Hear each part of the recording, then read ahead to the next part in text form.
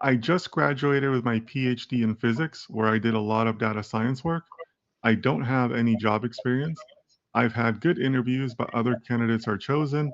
Any advice to stand out? What I would say to listen, I feel your pain. So, at the risk of TMI, I myself have been looking for my next gig for the last 2 months. So I'm living what you're going through, and I think it's I'm not going to give you doom and gloom. What I'm going to tell you is you only need one job, and on any given day, there's thousands out there. You just got to make that connection.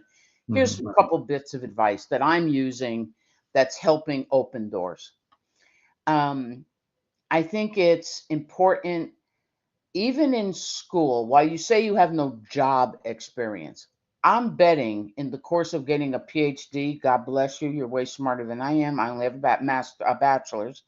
Um, you probably participated in different projects or things where you had to solve things. And I think on your resume, you need to call those out, because I think one of the concerns for a lot of recruiters is, and I will say this as somebody who's hired hundreds and hundreds of people, I think, what the schools don't always do such a great job of is helping graduates understand how to translate the work they did academically into how you will apply that in a real workspace. Mhm.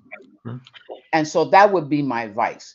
Think through some of the challenges, some of the projects you did through the course of your learning, because those will have applicability to how you could add value in an organization. And Patrick, again, I'm on LinkedIn. If you want to have a one off, I'm happy to have that with you, because I feel your pain. It's a tough